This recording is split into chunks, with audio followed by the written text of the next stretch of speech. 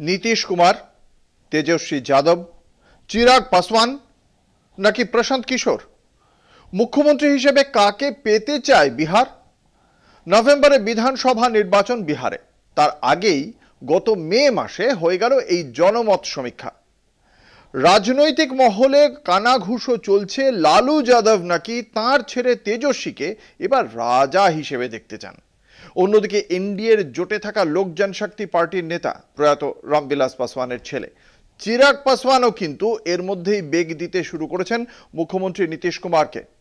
অন্যদিকে নীতিশ নাকি চাইছেন বিজেপিকে সাইডে রেখে বেশিরভাগ ক্ষমতাই নিজের মুঠোয় নিতে।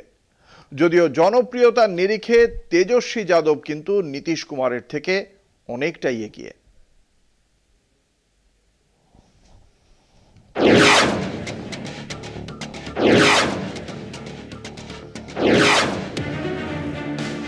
বিহারে ভোটের বাতি বেজে গেল।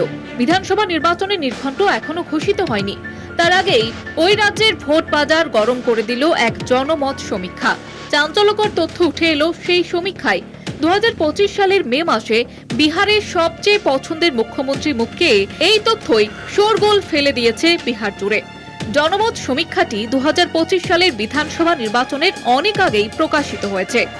এবারের ভোটে আপাতত দলীয় সমীকরণে আরজেডি, কংগ্রেস এবং বাম দলগুলির নেতৃত্বে মহাগঠবন্ধন লড়াই করতে চলেছে বিজেপি, নীতিশ কুমারের জেডিইউ এবং চিরাগ পাসওয়ানের এলজেপির ক্ষমতাসীন এনডিএ জোটের বিরুদ্ধে। এছাড়াও আছেন ভোট কুশলী থেকে রাজনীতিবিদে পরিণত হওয়া প্রশান্ত কিশোর।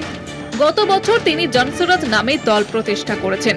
সেই পিকে কোন দিকে যাবেন এখনো খোলসা করেননি। তবে বিহারের রাজনীতিতে পিকে আরজেডি প্রধান লালু প্রসাদকে কটাক্ষ করার সুযোগ কখনোই হাতছাড়া করেন না। এবারও তিনি লালুকে অভিযুক্ত করেছেন, বলেছেন লালু তার ছেলে তেজস্বীকে বিহারের রাজা হিসেবে দেখতে চান। যদিও তেজস্বী এখনো নবম শ্রেণীও পাশ করেননি। একবার আপ লালু জি কো দেখিয়ে, লালু জি সে শিখিয়ে। लालू जी का लड़का 9वां पास नहीं किया, लेकिन लालू जी को अपने बच्चे का चिंता है।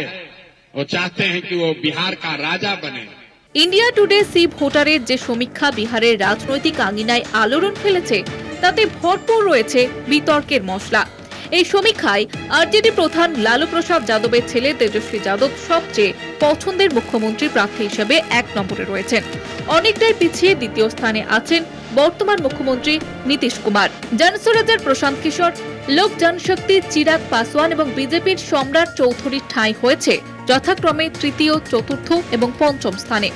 2025 সালের মে মাসে বিহারের সবচেয়ে পছন্দের মুখ্যমন্ত্রীর মুখ তেজস্বী যাদব 36.9%, নীতিশ কুমার 18.4%, প্রশান্ত কিশোর 16.4%, চিরাগ পাসওয়ান 10.6%, সম্রাট চৌধুরী 6.6%। বিহারের সবচেয়ে পছন্দের মুখ্যমন্ত্রীর মুখের সমীক্ষায় অনেকটাই এগিয়ে তেজস্বী যাদব।